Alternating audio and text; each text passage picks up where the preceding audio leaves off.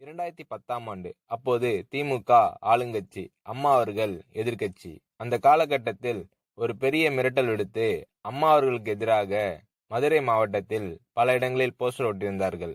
அந்த போஸ்டரில் அம்மா அவர்கள் மதுரைக்கு வந்தால் திரும்பி செல்ல மாட்டார், மதுரைக்கு அம்மா அவர்கள் வரக்கூடாது என்று மதுரை மாவட்டத்தில் பல இடங்களில் போஸ்டர்களை ஒட்டி பெரிய மிரட்டல் எல்லாம் கொடுத்தார்கள்.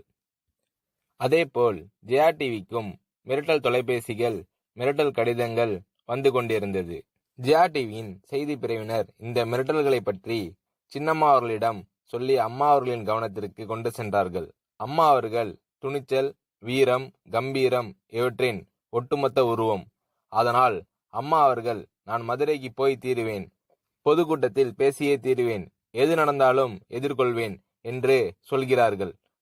ஒரு கட்டத்தில் ஜெயா டிவிக்கு மிரட்டல் எப்படி வர தொடங்கியது என்றால், ஜெயா டிவியின் அலுவலகத்தை வெடிகுண்டு வைத்து தகர்ப்போம், அம்மா அவர்கள் மதுரைக்கு வந்தால் ஜெயா டிவியை ஒழிப்போம், இப்படி நிறைய மிரட்டல்கள் தொலைபேசி வாயிலாகவும் கடிதத்தின் வாயிலாகவும் வர தொடங்கியிருந்தது.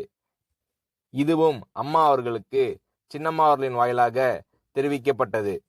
இந்த மிரட்டல்கள் எல்லாம் கடந்து அம்மா அவர்கள் மதுரைக்கு சென்று பிரம்மாண்டமான பொதுக்கூட்டத்தில், லட்சக்கணக்கான மக்கள் கூட்டத்தில் எழுச்சி உரை ஆற்றும்போது, ஒரு எதிர்க்கட்சியின் தலைவி என்ற முறையில் என்னை நீங்கள் மிரட்டுங்கள், ஒரு எதிர்க்கட்சியை நான் நடத்துகிறேன் என்பதற்காக கழகத்தை மிரட்டுங்கள், ஜெயா டிவியை எதற்காக மிரட்டுகிறீர்கள், ஜெயா டிவியின் அலுவலகத்தை நீங்கள் தகர்த்து விடுவீர்களா, ஜெயா டிவியை நீங்கள் ஒழித்து கட்டி விடுவீர்களா, பார்க்கலாமா, ஜெயா டிவியை ஒழித்து கட்டிவிட்டால் என்னுடைய அரசியல் குரலை ஒழித்து விடலாம் என்று கனவு காண்கிறீர்களா, ஜெயா டிவி என் உயிருக்கும் மேலானது, நான் என்னுடைய உயிரை விட அதிகமாக நேசிப்பது, என்னுடைய அரசியல் கரமாக நான் போற்றி புகழ்வது, அதன் மேல் நீங்கள் கை வைப்பீர்களா, பார்க்கலாமா என்று அம்மா அவர்கள் எழுச்சி உரையாற்றுகிறார்.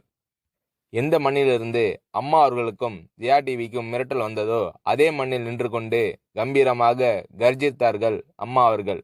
இப்படியெல்லாம் அம்மா அவர்களின் அன்புக்கும் மரியாதைக்கும் பாத்திரமாக ஜெயா டிவி இருந்தது.